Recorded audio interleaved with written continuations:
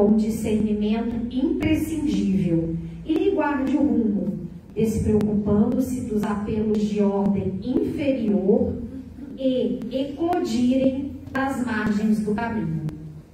Daí concluirmos que a cordura, para ser vitoriosa, não dispensa cautela na orientação a seguir. Nem sempre a perda do rebanho decorre do ataque das feras, mas sim porque as ovelhas imprevidentes transpõem barreiras naturais, surdas à voz do pastor ou cegas quanto às saídas justas em demanda das pastagens que lhes competem. Quantas são acometidas de inesperado pelo lobo terrível, porque fascinadas pela verdura de pastos vizinhos, se desviam da estrada que lhes é própria, quebrando obstáculos para atender a destrutivos impulsos. Assim acontecem com os homens no curso da experiência.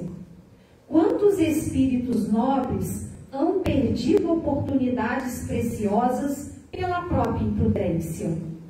Senhores de admiráveis patrimônios revelam-se por vezes arbitrários e caprichosos.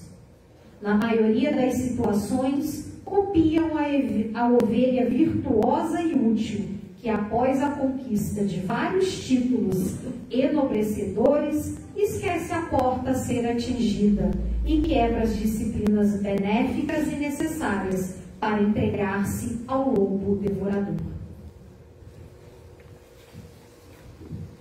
Vamos então, meus irmãos, agora nos preparar para a nossa prece inicial, aquietando nossa mente, nosso coração e refletindo sobre a necessidade do que viemos fazer aqui. Oportunidade de aprendizado, de reflexão. E assim, nós agradecemos essa oportunidade de estarmos aqui, nesse início de semana, colocando todas as nossas inquietações, nossas intenções, e que possamos sair daqui bem melhores do que entramos, com a certeza de que Deus é soberanamente justo, bom e misericordioso, e não nos desampara, não nos deixa sozinho na caminhada.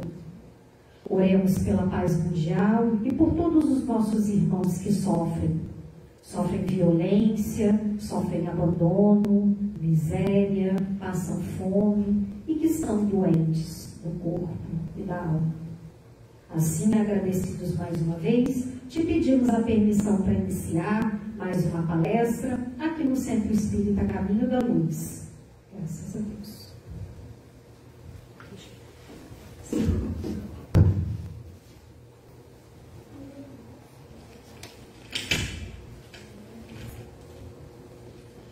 Queridos irmãos, boa noite, sejam todos bem-vindos. O tema que a casa essa semana irá desenvolver é sobre a reforma moral. Esse tema nós encontramos em várias obras, na verdade em toda a obra de Kardec, porque esse é um dos objetivos da nossa doutrina querida e não poderia, de nenhuma maneira, não estar sendo abordado praticamente em todas as obras. Nós escolhemos algumas passagens do Livro dos Espíritos, do Livro dos Médiuns, que é um livro que a maioria dos espíritas entende que deve ser lido pelos médiuns. Mas Kardec não disse que todos nós somos médiuns, que a mediunidade é um processo orgânico, então todos podemos ler. E o interessante é que muitas situações nas quais nós passamos no dia a dia, determinadas situações do nosso lar, são situações envolvendo processos mediúnicos. E se nós estudarmos o Livro dos Médiuns, nós vamos compreender melhor. Além do mais, nós temos o Evangelho, que é, claro, é a obra consoladora dos nossos corações. Por quê? O Evangelho, mais do que toda a doutrina espírita, é a tradução das principais passagens que foram anotadas pelos apóstolos de Jesus, pelos evangelistas, mesmo pós-Jesus, como é o caso do apóstolo Paulo, de João. João acompanhou, mas Paulo só encontrou após aquele acidente horroroso ali da crucificação.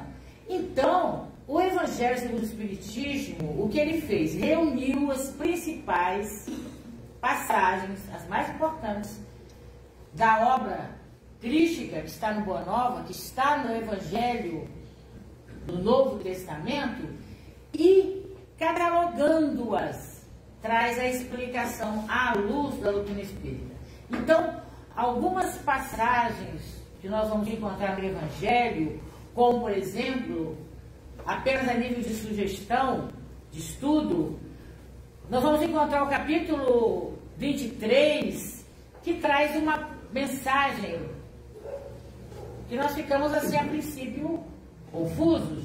Por quê? Porque fala da estranha moral, fala de algumas passagens ditas por Jesus, ou anotadas como tendo sido ditas por Jesus, e que nós ficamos surpresos, como por exemplo, eu não vim trazer a paz, quem são meus pais, quem são meus irmãos, enfim, outras passagens que nós vamos encontrar no capítulo 23 do Evangelho. E lendo lá, nós vamos compreender que muitas das vezes algumas religiões ditas cristãs não interpretam à luz da realidade que nós estamos vivenciando já no século XXI. Então, este assunto abordado, que será abordado hoje, ele vai envolver essas três obras que eu convido aos irmãos a lerem, a estudarem.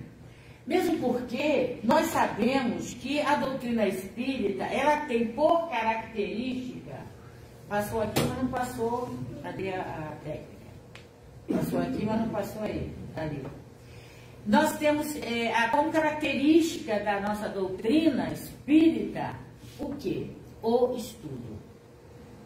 E também é importantíssimo nós, eu acho que ele não abriu aqui o papel. Eu acho, tem que chamar o técnico. Então, há uma compreensão, a técnica já está aqui, né? Fica sussurrando, mas está tudo tranquilo.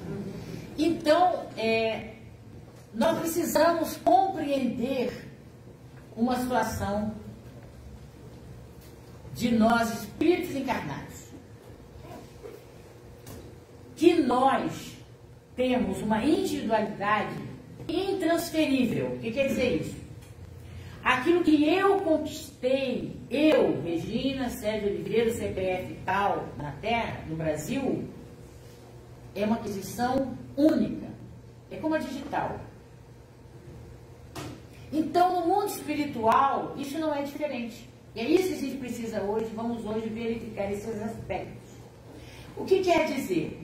É que nós aqui, nós ainda, durante muitas situações, nós olhamos para o lado, nos excusando da nossa responsabilidade, tirando a nossa responsabilidade e queremos culpar o nosso companheiro, nossa família, as situações das quais nós não conseguimos administrar, como responsáveis pela nossa derrota, às vezes por uma situação que nós não estamos bem. No mundo espiritual, é exatamente um ditado que diz assim, aqui é preto no branco. Por quê? Porque não haverá, nós não teremos advogados, não teremos procuradores, não teremos, olhando para o lado, olhando para o outro lado, para trás, não importa, nós vamos ter que olhar para nós. E esta é a proposta do estudo de hoje. Então vamos ver se nós conseguimos absorver. Então, a casa traz o tema, a reforma moral. será isso? O que é isso? O que é moral, que reforma que nós precisamos fazer? Então, nós vamos encontrar na questão 800, quase lá no finalzinho do livro dos Espíritos, da questão 895, que Kardec, ele diz o seguinte: deixando de lado os defeitos e as virtudes, está dando para ver? Tá. Quando não der, vocês sinalizam aí, porque está tendo mais cuidado, para ficar bem claro, né? Porque eu fiz tudo preto, bem escuro para destacar, né? Então, deixando de lado os defeitos e os vícios que todos temos, estamos numa situação de espíritos imperfeitos. Então, nós temos vícios e temos defeitos, todos nós.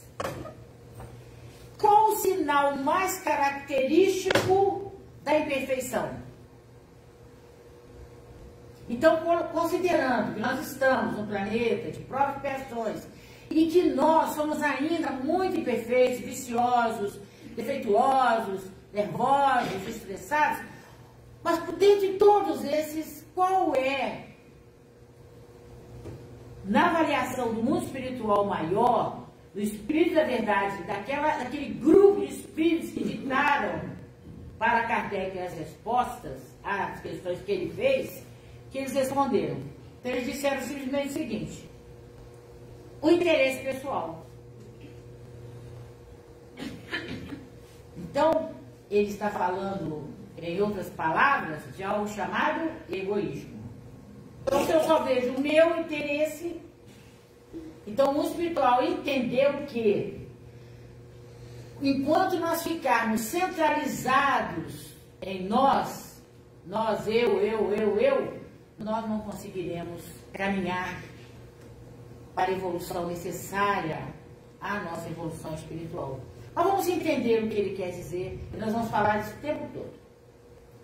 Porque esse é o nosso foco hoje.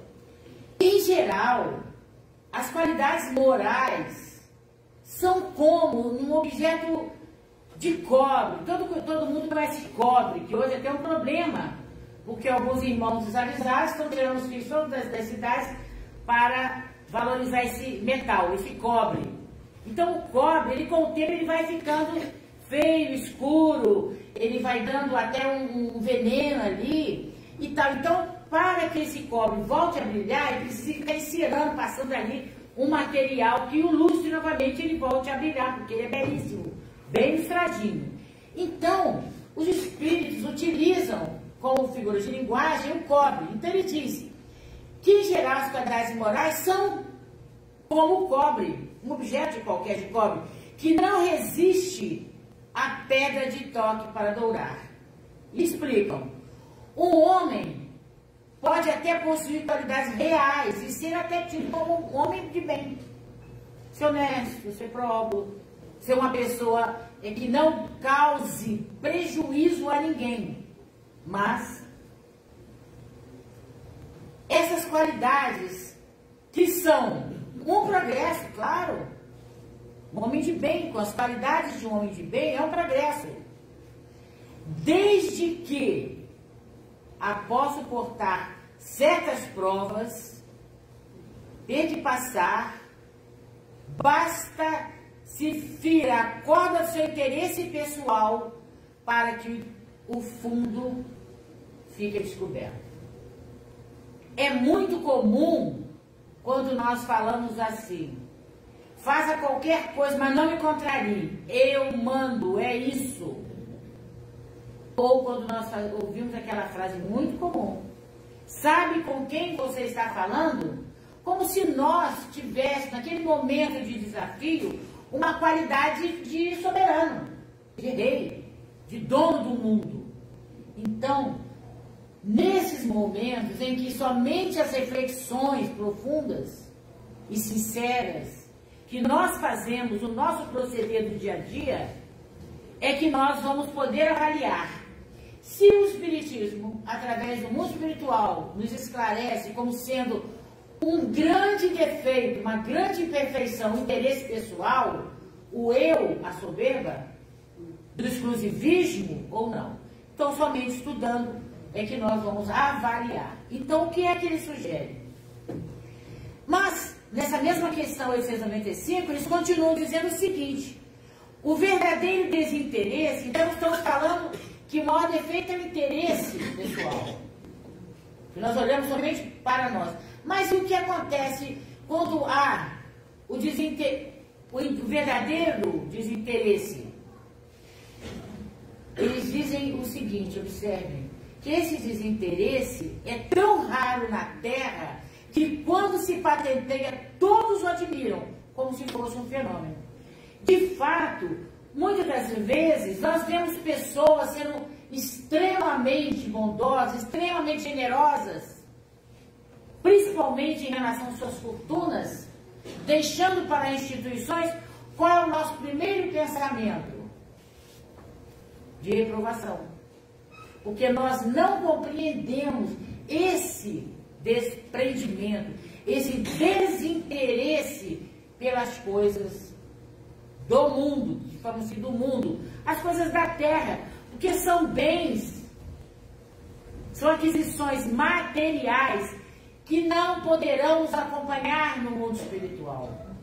Então a pergunta fica, para que tanto apego?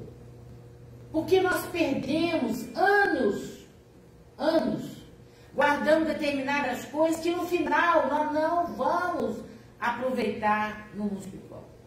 E podemos, às vezes, distribuir, através de uma negociação financeira, esses mesmos bens entre os mais necessitados. Então é muito normal o nosso sentimento de não entender, por exemplo, o que é que o Chico Xavier ia fazer nas periferias, distribuir a sopa e o pão. Para pessoas que ele nunca viu na vida, mas para pessoas que estavam aguardando a presença crística. Mas nós ainda não atingimos essa virtude. E temos dificuldade de aceitar. Não só não fazemos, como também ainda não aceitamos. É o que dizem os Espíritos para nós. Mas eles nos fazem um alerta na questão 695. O apego às coisas materiais constitui, e aí eles nos dão logo um puxão de orelha, né? Notório sinal de inferioridade moral. Por quê? Quanto mais se apegar aos bens desse mundo, tanto menos compreenderá o homem o seu destino. Por quê? Também explicando. Porque pelo desinteresse, que é o contrário, demonstra que encara de um ponto mais elevado o futuro. Por que nós estamos falando isso? Porque é preciso nós entendermos a missão da doutrina espírita, a intenção dos estudos, qual foi o papel, o objetivo da vida de Jesus, que é o nosso governador, para trazer para a humanidade a divisão do conhecimento, não reprovar tudo que foi feito, falado e feito pelos profetas até Moisés, até João Batista, não. O que foi falado posteriormente por Sócrates, o conhece a ti mesmo, nós vamos fazer uma referência, não. Mas mostrar que existe um plus, além da terra. Então nós precisamos sair do eu para o nós. Então é compreender essa renovação moral, que deve ser para nós, especialmente que estamos aqui na qualidade de espíritas ou simpatizantes do espiritismo, a tomada de consciência da realidade espiritual interior e as suas consequências. Entender que nós vivemos num mundo em que todos os nossos atos, os nossos pensamentos, as nossas ações, tudo está englobado numa variação para o nosso futuro, do mundo espiritual. Que a Terra é momentânea, a Terra é uma passagem, é num hotel que nem oferece tantos confortos, tanto conforto assim. tantos requintes, mas é somente através dessa terra, neste momento, é que nós conseguiremos atingir mundos mais fluídicos, mundos melhores. Então é muito importante entender que tudo que nós fazemos, as nossas ações, tem uma consequência, porque estamos submetidos a uma outra lei chamada lei da causa e efeito. E que até os nossos pensamentos são energias que atingem o nosso próximo. Então, é importante esse conhecimento interior. Por isso, a doutrina espírita nos exorta, nos chama, através do Evangelho de Jesus, através da tradução desse Evangelho crístico, que é a doutrina espírita, que é o Consolador Preventivo, que é o Livro dos Espíritos, o Livro dos Médiuns, o Evangelho, que nós mudemos de atitude, nós façamos uma autocrítica, nós tenhamos vigilância dos nossos pensamentos, dos nossos sentimentos e de nossas atitudes. E nós tenhamos o que Kardec chamou de a fé raciocinada. Não é o que eu estou dizendo aqui, é aquilo que eu estudei, eu ouvi, eu compreendi, não sei, vou reler. E a praticar, através desses conhecimentos, a virtude. E perceber a mudança no meu contexto social, no meu contexto coletivo, no meu contexto familiar, no meu contexto íntimo, se é possível sair das aflições e começar a viver a paz tão desejada, a felicidade relativa. Mas nós não temos que ser felizes relativamente sim na Terra, mas precisamos compreender que a perfeição moral, que foi de onde nós tiramos a base dessas colocações, como estão lá, nas questões 893 a 919 dos Espíritos, que é um resumo do que está lá, que é onde fala da perfeição moral. Então, quando nós estamos observando-nos e observando os nossos próximos, mais próximos, aquele com que nós convivemos, no trabalho, aqui, na Casa Espírita, nós precisamos também, aí uma reportagem que vamos fazer ao Livro dos Médiuns, a questão 292, sobre a sorte, a nossa sorte, a sorte do espiritismo espiritual. No Livro dos Médiuns diz assim, que o fim essencial do espiritismo é a melhoria moral da humanidade.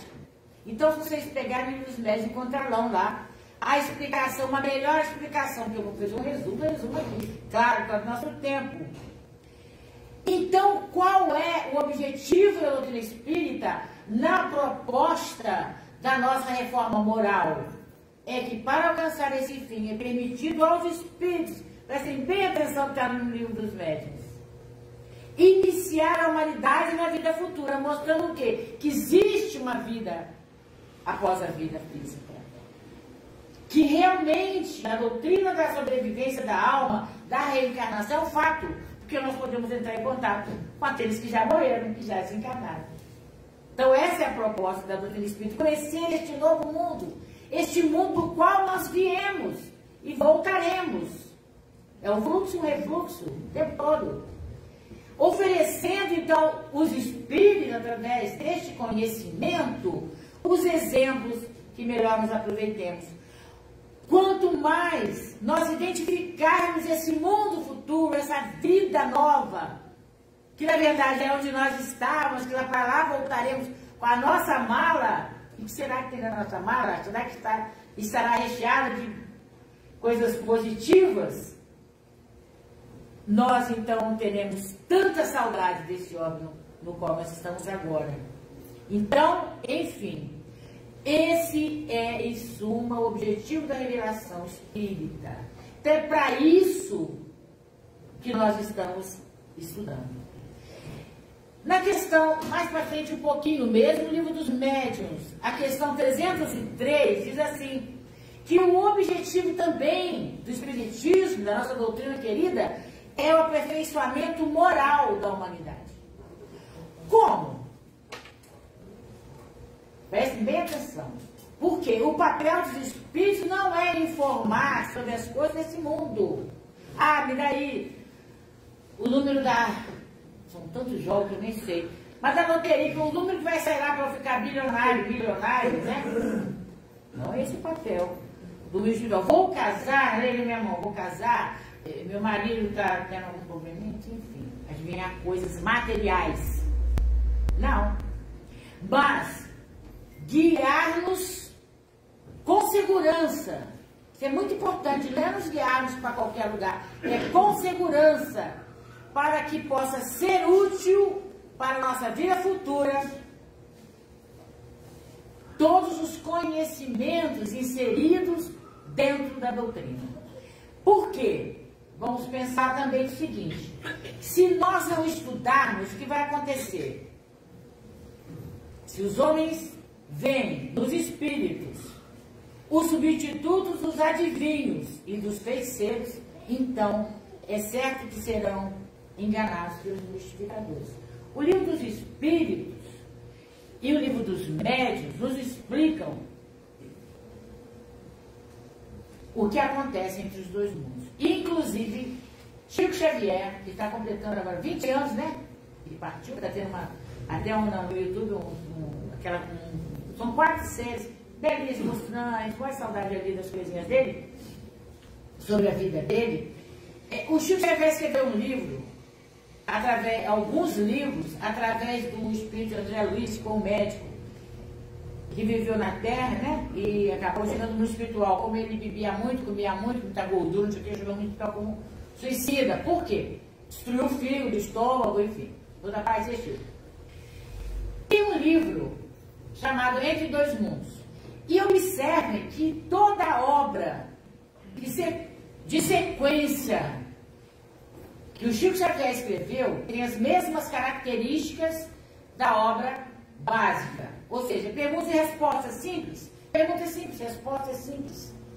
E todos esses esclarecimentos. Então, neste livro, Entre Dois Mundos, que tem um livro, eu não sei pela ordem ali, mas eu já li, agora estou relendo de trás para frente, eu vou ler de novo, assim, porque quanto mais nós vamos amadurecendo, a nossa visão daquela leitura muda.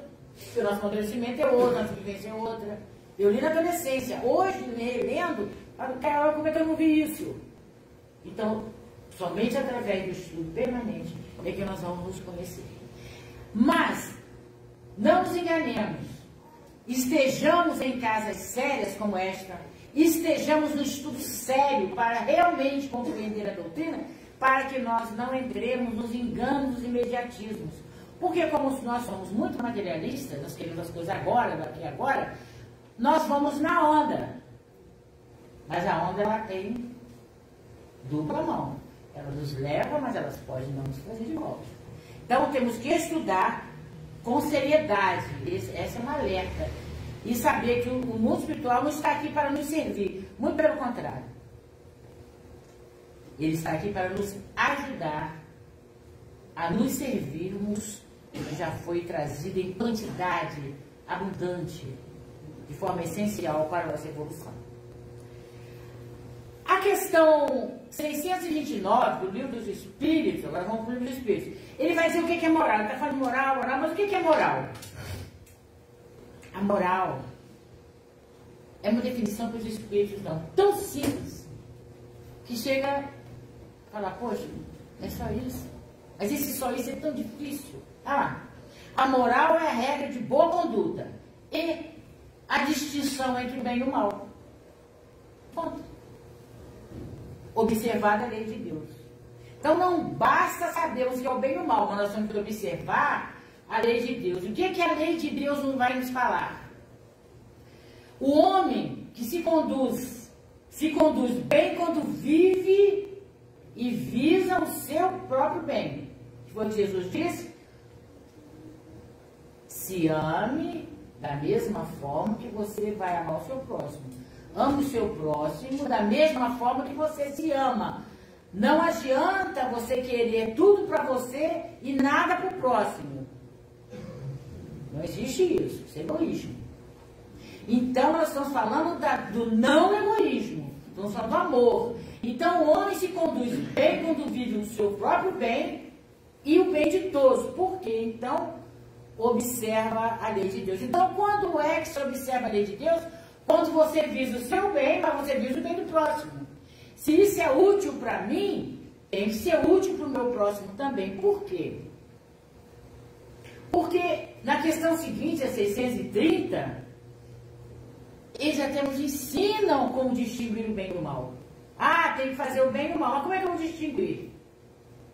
O bem, na questão 630, o livro de Espíritos nos esclarece.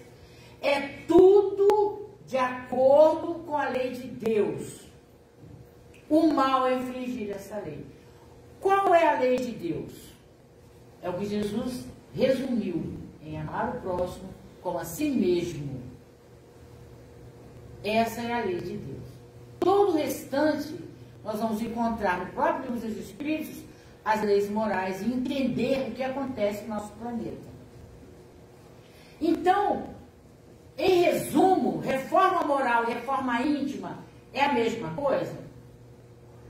É. Na verdade, é. Mas quando nós falamos de reforma moral e falamos de reforma íntima, o que será que vem primeiro? A renovação moral se baseia no quê? Na lei do progresso. Essa é uma das leis morais. O que é a lei do progresso? A lei do progresso, tudo em a natureza, inclusive nós que estamos submetidos à lei natural, não somos diferentes da árvore, do planeta, dos animais. Não, nós estamos inseridos, todos estamos em situação de progresso, o tempo todo. Mas, como seres humanos encarnados, nós temos um diferencial, melhor, dois diferenciais, que um depende do outro. Um é a razão e o outro é o livre-arbítrio. Aí é que nós vamos observar essa diferença da lei moral, da reforma íntima, e vamos começando a pensar, é simples, né? Vamos pensar bem direitinho o que eu estou fazendo comigo. Então vamos lá. O livre-arbítrio é a decisão íntima, intransferível. É a vontade soberana, é a minha vontade. Farei se eu quiser. Para eu querer decidir, Deus me deu essa soberania, usando a razão. Porque ao usar a razão, nós estamos usando a inteligência, que é uma virtude também desenvolvível. Quanto mais estudamos, mais a nossa inteligência ela vai se desenvolvendo. E aí, nós vamos saber, bom, eu decidi errado. Consequência? Lei da causa e efeito. Por isso que no início nós estávamos falando que nós não temos muita desculpa à medida que nós estudamos quando nós tomamos uma decisão. Porque nós temos que saber decidir, porque nós sabemos quais serão os resultados dessa nossa decisão. Então, essas faculdades, razão e livre-arbítrio, elas têm um poder imenso sobre nós. Um, de acelerar o nosso progresso na evolução. E o outro, o efeito que tem a razão e o livre-arbítrio, de retardar o nosso progresso. Pelas escolhas certas ou equivocadas feitas dentro do nosso nível de consciência. Então, bem, temos o livre-arbítrio. É um poder enorme. Como nós vamos agir para que ele seja útil e não nos cause problema? Respiremos antes de decidir, com razão, consultando a consciência, porque o bem e o mal são dons de conhecimento, de lógica, que nós trazemos do mundo espiritual, inequivocamente. A gente chega aqui, como tem a facilidade de decidir, às vezes decidimos erradamente. Por circunstâncias, porque achamos que a Terra é uma redoma e vamos ficar aqui eternamente. Esquecemos que a verdadeira vida é no mundo espiritual. Então, o que nós precisamos lembrar é que é simples, mas o mais simples é como aquele perfume francês, que uma gotícula dele consegue inundar o ambiente. Não precisa de 1 litro de perfume. Ele é tão puro, ele é tão bom, que basta uma gotícula. Então, as virtudes e a tomada de consciência através das características que Deus nos deu, dos poderes que Deus nos deu, é que nós teremos o nosso futuro garantido. Então, lá na questão 919 do Livro dos Espíritos, Kardec perguntou, fez uma pergunta capciosa. Ele disse assim: qual o meio, já falamos sobre isso, estou ficando meio apavorada, qual o meio mais prático, mais eficaz para eu melhorar nessa vida e resistir aos arrastamentos do mal? Então já vai lá para frente do Cristo, vamos encontrar um sábio que nos deu uma resposta como sábio, de forma bem singela e bem simples também. Então ele diz assim: conhece-te a ti mesmo. É aquele indivíduo do início do interesse pessoal. Você sabe quais são os seus verdadeiros interesses? E o outro? E o que você está fazendo aqui na Terra? O que é importante? Para onde essa sua vida vai te levar? Tem até uma música, né?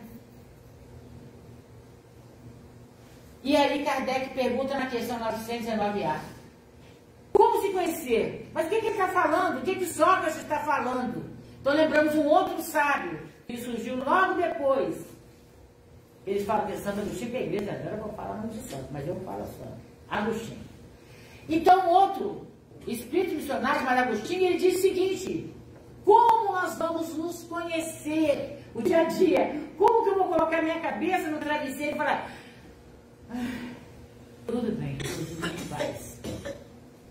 Essa noite será uma noite ótima. Por quê? Porque eu me conhecendo, como assim? Fiz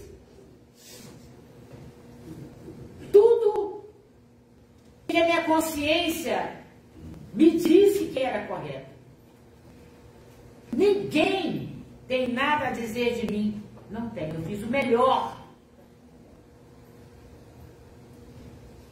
Respiro e vou dormir. Então ele disse assim: façam o que eu fazia, isso é Agostinho falando. Quando vivi na Terra, ao final do dia eu interrogava a minha consciência, porque nós todos temos um juiz de plantão, chama-se consciência. Tudo está ali anotado e nós sabemos como decidir, porque nós temos dentro de nós as virtudes a ser desenvolvidas. O conhecimento, na verdade, está dentro de nós. Então ele pensava, fazia uma revista de tudo que ele fizera e perguntava de mim para mim mesmo, se não faltara algum dever, se ninguém tiver motivo para de me reclamar, ele falando. Kardec, ele explica essa questão da seguinte maneira, explicando o explicado pelo Agostinho. Muitas faltas que cometemos nos passam despercebidas. A gente olha para o outro lado. Se seguíssemos o conselho dado pelo Agostinho, dessa consulta diária da consciência, e interrogássemos mais frequentemente nossa consciência, veríamos quantas vezes falimos sem notarmos, por não perguntar a natureza e o motivo de nossos atos. O que eu fiz aqui? Não conseguimos reconhecer e muito menos dar um passo atrás. Caramba, não fui bem. Preciso corrigir isso. Aí tem orgulho, aí é outro problema. Além do egoísmo, orgulho. Que a gente não quer retroceder e vir voltar e pedir desculpas. Ou mudar de atitude, né? A forma interrogativa tem alguma coisa de mais precioso do que a simples máxima que, em geral, não aplicamos a nós mesmos. Porque nós temos todos mania de toga. Temos mania de sermos juízes do próximo, não de nós. Ela exige respostas categóricas da nossa consciência. Por um sim, sim e um não, não, que não deixam lugar a alternativas. Então, respostas que são outros tantos argumentos pessoais pela soma das quais podemos computar a soma do bem e do mal que existe em nós. Então, Kardec, explicando o que Agostinho diz sobre o conhecimento de si mesmo, ele diz assim: não tem como fugir, não tem como se enganar. Até no Velho Testamento, no Novo Testamento, nós encontramos muitas passagens falando a respeito desse conhecimento de si mesmo, para a melhora íntima. E nós, para encerrarmos, vamos lá para o Evangelho, no mandamento maior. Caridade e humildade. Está aí o resultado do orgulho e do egoísmo, que precisam ser alterados pela humildade. Esta é a única via de salvação. Egoísmo e orgulho. Esta via de perdição. Está lá no Evangelho, parece protestante falando, mas é verdade, está lá. Jesus ensina: amarás a teu próximo como a ti mesmo. Significando que não se pode verdadeiramente amar a Deus sem amar ao próximo, nem amar ao próximo sem amar a Deus. Por quê? Tudo quanto se faz contra o próximo é contra Deus que se faz. Lembrando que Ele é nosso Pai e que somos todos irmãos. Não se podendo amar a Deus nem praticar a caridade para com o próximo, todos os deveres do homem se encontram resumidos nessa máxima: fora da caridade não há salvação. Então, o amor ao próximo é a caridade maior.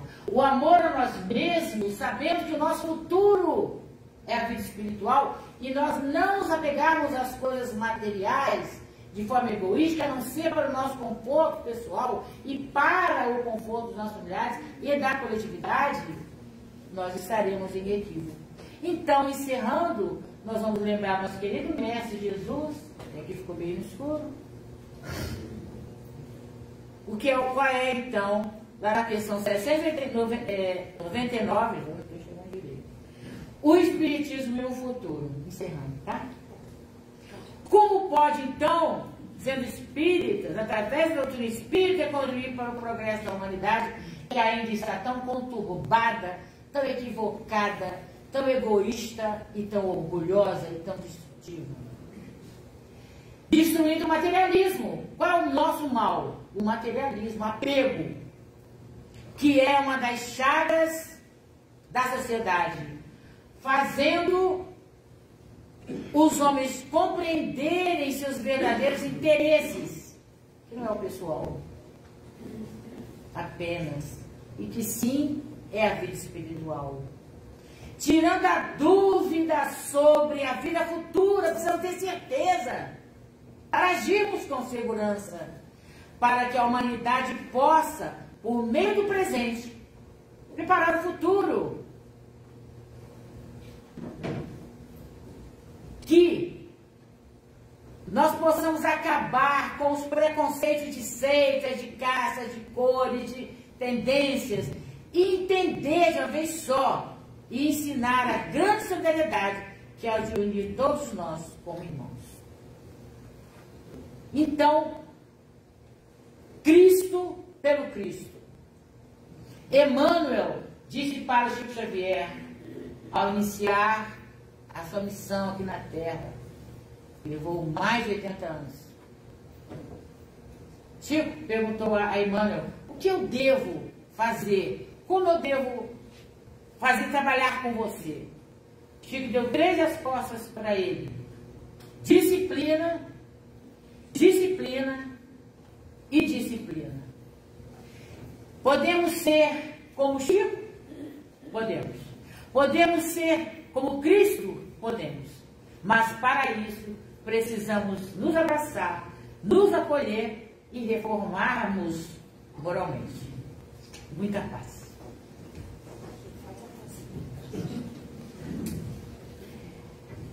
E assim, se queridos irmãos, nesse ambiente de luz, de estudos, vamos nos recolher, cada um no seu interior, para recebermos agora os efluxos do passe magnético, requerendo cada um para si aquilo que esteja necessitando. E nesse instante, todos sejamos envolvidos por essa nuvem de luz que encontramos nessa casa de Emmanuel, nessa casa do Cristo, e que a paz e a coragem sejam fortalecidas em nossos corações para darmos o passo seguinte em direção à luz da evolução espiritual. Que todos aqueles que estão em nossos pensamentos, nesse instante, sejam acolhidos pelas maiores vibrações positivas. Que todos sejam beneficiados ao retornarem para seus lares e lá encontrarem outro ambiente, porque estaremos diferentes. Que Maria Santíssima acompanhe-nos, esteja presente, e que, sobretudo, Deus, nosso Pai, permita-nos aceitá-lo, aceitar a sua paternidade infinita, para que possamos viver neste mundo e no mundo futuro de forma mais feliz. Graças a Deus.